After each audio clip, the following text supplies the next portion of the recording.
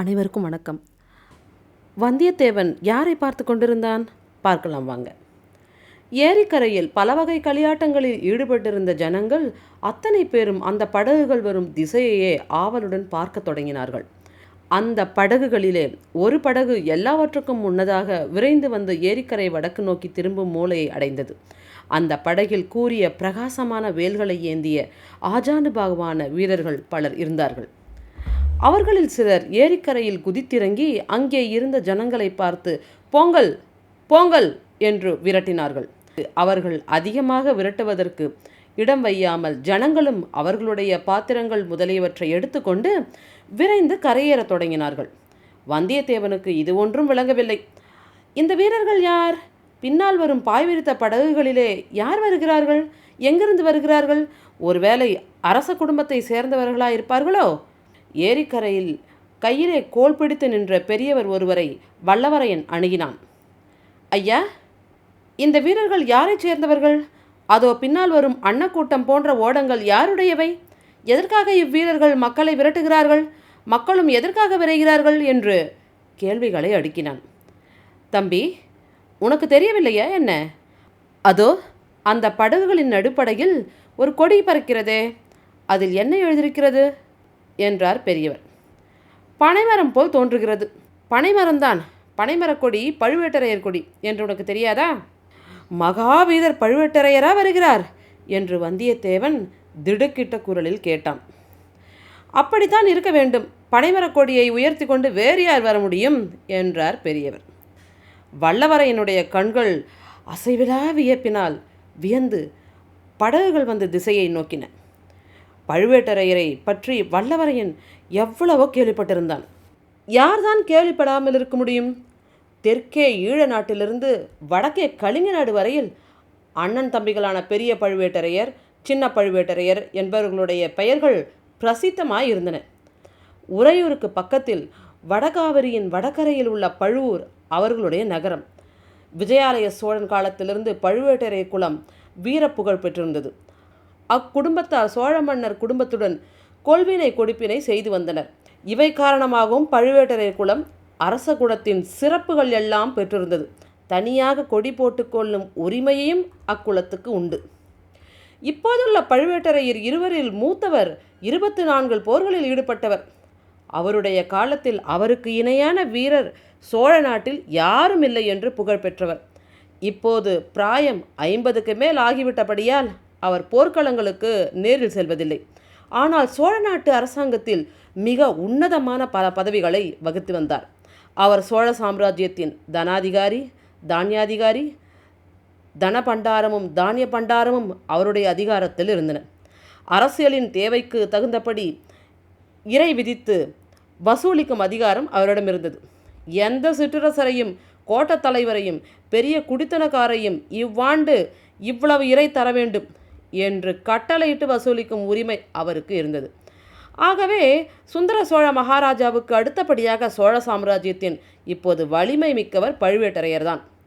அத்தகைய மகாவீரரும் அளவிலா வலிமையும் அதிகாரமும் படைத்தவருமான பெரிய பழுவேட்டரையர் பார்க்க வேண்டும் என்று ஆவல் வந்தியத்தேவனுடைய உள்ளத்தில் பொங்கியது. ஆனால் அதே சமயத்தில் காஞ்சி நகரின் புதிய பொன்மாளிகையில் இளவரசர் ஆதித்த கரிகாலர் தன்னிடம் அந்தரங்கமாக சொன்ன செய்தி அவனுக்கு நினைவு வந்தது. வந்தியத்தேவா, நீ சுத்த வீரன் என்பதை நன்கு அறிவேன். அத்துடன் நீ நல்ல அறிவாளி என்று நம்பி இந்த மாபெரும் பொறுப்பை உன்னிடம் ஒப்புவிக்கிறேன். நான் கொடுத்த 2 ஓலைகளில் ஒன்றை என் தந்தை மகாராஜாவிடமும் இன்னொன்றை என் சகோதரி இளைய பிராட்டியிடமும் ஒப்புவிக்க வேண்டும்.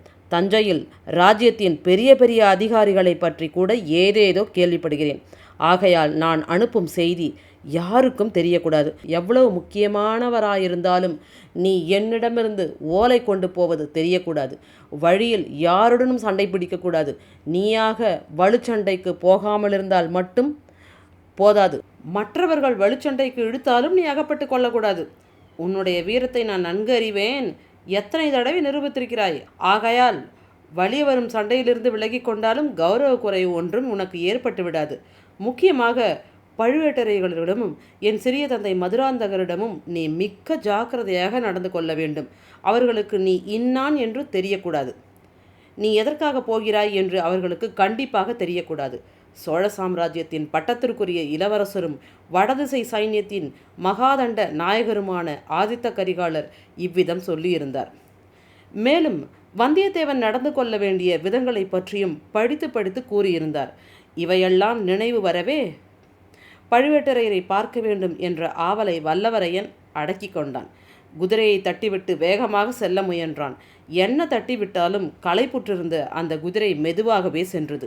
இன்று இரவு கடம்பூர் சம்புவரையர் மாளிகையில் தங்கிவிட்டு நாளை காலையில் புறப்படும் போது வேறு நல்ல குதிரை சம்பாதித்து கொண்டே கிளம்ப வேண்டும் என்று மனதிற்குள் தீர்மானித்து கொண்டான்.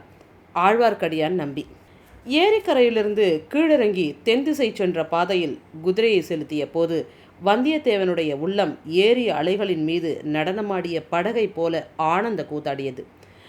உள்ளத்தின் உள்ளே மறைந்து கிடந்த குதூகலம் பொங்கி ததும்பியது. வாழ்க்கையில் வேறு யாரும் காணாத அதிசய அனுபவங்களை தான் அடையும் காலம் நெருங்கிவிட்டதென்று அவனுடைய உள்ளுணர்ச்சி சொல்லியது. சோழ நாட்டை அணுகும்போதே இவ்வளவு ஆனந்த கோலாகலமாயிருக்கிறதே, கொள்ளிடத்தை தாண்டிவிட்ட பின்னர் அச்சோழ நாட்டின் நீர்வளமும் நிலவளமும் எப்படி இருக்கும்? அந்நாட்டில் வாழும் மக்களும் மங்கையரும் எப்படி இருப்பார்கள்? எத்தனை நதிகள், எத்தனை குளங்கள், எத்தனை தெளிநீர் ஓடைகள்! கவிகளிலும் காவியங்களிலும் பாடப்பெற்ற பொன்னி நதியின் காட்சி எப்படி இருக்கும்? அதன் கரைகளிலே பூத்து குலுங்கும் புன்னை மரங்களும் கொன்னை மரங்களும் கடம்ப மரங்களும் எத்தகைய மனோகரமான காட்சியாயிருக்கும்! நீரோடைகளில் குவளைகளும் குமுதங்களும் கண்காட்டி அழைப்பதும் செந்தாமரைகள் முகமலர்ந்து வரவேற்பதும் எத்தகைய இனிய காட்சியாயிருக்கும்! காவிரியின் இரு கரைகளிலும் சிவபக்தி செல்வர்களான சோழ பரம்பரையினர் எடுப்பித்துள்ள அற்புத வேலைப்பாடமைந்த ஆலயங்கள் எவ்வளவு அழகாயிருக்கும்! ஆஹா!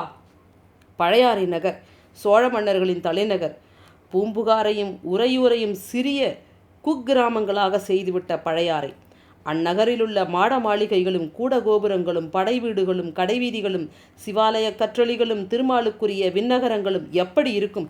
அந்த ஆலயங்களில் இசை வல்லவர்கள் இனிய குரலில் தேவார பாடல்களையும் திருவாய்மொழி பாசுரங்களையும் பாடக் கேட்டோர் பரவசமடைவார்கள் என்று வந்தியத்தேவன் கேள்வியுற்றிருந்தான். அவற்றையெல்லாம் கேட்கும் பேறு தனக்கு விரைவில் கிடைக்கப் போகிறது. இது மட்டும்தானா? சில நாளைக்கு முன்பு வரையில் தான் கனவிலும் கருதாத சில பேறுகளும் கிட்டப்போகின்றன. வீரத்தில் வேலனையும் அழகில் மன்மதனையும் நிகர்த்த பராந்தக சுந்தர சோழ மகாராஜாவை நேருக்கு நேர் காணப்போகிறான். அவ்வளவுதானா? அவருடைய செல்வ புதல்வி ஒப்புயர்வில்லாத நாரிமணி குந்தவை பிராட்டியையும் காணப்போகிறான். ஆனால் வழியில் தடையேதும் நேராமல் இருக்க வேண்டும். எந்த தடை நேர்ந்தால்தான் என்ன? கையிலே வேல் இருக்கிறது, இடையில் தொங்கிய உரையிலே வாள் இருக்கிறது, மார்பிலே கவசம் இருக்கிறது, நெஞ்சிலே உரம் இருக்கிறது. ஆனால் மகாதண்ட நாயகர் இளவரசர் ஆதித்தர் ஒரு பெரிய முட்டுக்கட்டை போட்டிருக்கிறார். ஒப்புவித்த காரியத்தை நிறைவேற்றுவதற்கு முன்பு யாரிடமும் சண்டை பிடிக்கக்கூடாது என்று அந்த கட்டளை நிறைவேற்றுவதுதான் மிகவும் கடினமாயிருந்தது. ஏதோ இவ்வளவு தூரமும் பிரயாணம் செய்த போது நிறைவேற்றியாகிவிட்டது. இன்னும் 2 நாளைய பிரயாணம் தானே மிச்சமிருக்கிறது. அதுவரை பொறுமையுடன் இருந்தே தீர வேண்டும். ஆதவன் மறைவதற்குள் கடம்பூரை அடைய வேண்டும் என்ற கருத்துடன் சென்று கொண்டிருந்த வந்தியத்தேவன் சிறிது நேரத்திற்கெல்லாம் வீரநாராயணபுர விண்ணகர கோயிலை நெருங்கினான். அன்று ஆடி திருமஞ்சன திருவிழாவும் சேர்ந்திருந்தபடியால் கோயிலை சுற்றியுள்ள மரத்தோப்புகளில் பெரும் ஜனக்கூட்டம் சேர்ந்திருந்தது. பலாச்சுளைகளும் வாழைப்பழங்களும் கரும்பு கழிகளும் பல வகை தின்பண்டங்களும் விற்பவர்கள் ஆங்காங்கே கடை வைத்திருந்தார்கள். பெண்கள் தலையில் சூடிக்கொள்ளும் மலர்களையும் தேவ பூஜைக்குரிய தாமரை மொட்டுக்கள் முதலியவற்றையும் சிலர் விற்று கொண்டிருந்தார்கள். தேங்காய், இளநீர், அகில், சந்தனம், வெற்றிலை, வெல்லம், அவல், பொறி முதலியவற்றை சிலர் குப்பல் குப்பலாக போட்டு கொண்டிருந்தார்கள். ஆங்காங்கே வேடிக்கை வினோதங்கள் நடந்து கொண்டிருந்தன. ஜோசியர்கள், ரேகை சாஸ்திரத்தில் வல்லவர்கள், குறி சொல்லுகிறவர்கள், விஷக்கடிக்கு மந்திரிப்பவர்கள் இவர்களுக்கும் அங்கே குறையில்லை. இதையெல்லாம் பார்த்து கொண்டு சென்ற வந்தியத்தேவன் ஓரிடத்தில் பெரும் கூட்டம் நின்று கொண்டிருப்பதையும் அந்த கூட்டத்துக்குள்ளே இருந்து யாரோ சிலர் உரத்த குரலில் வாக்குவாதம் செய்யும் சத்தம் வருவதையும் கவனித்தான். என்ன விவாதம் நடைபெறுகிறது என்பதை அறிந்து கொள்ள அவனுக்கு ஆவல் பீரிட்டு கொண்டு எழுந்தது. என்ன விவாதம் நடைபெறுகிறது என்பதை அறிந்து கொள்ள அவனுக்கு ஆவல் பீறிக்கொண்டு எழுந்தது. அந்த ஆவலை அடக்கிக் கொள்ள அவனால் முடியவில்லை. கூட்டத்துக்கு வெளியில் சாலை ஓரமாக குதிரையை நிறுத்திவிட்டு கீழே இறங்கினான். குதிரையை அங்கேயே நிற்கும்படி தட்டி கொடுத்து சமிக்கையால் சொல்லிவிட்டு கூட்டத்தை பிளந்து கொண்டு உள்ளே போனான். கூட்டத்தின் உள்ளே சென்ற வந்தியத்தேவன் செய்த காரியம் என்ன? அடுத்த வீடியோவில் காணலாம் வாங்க.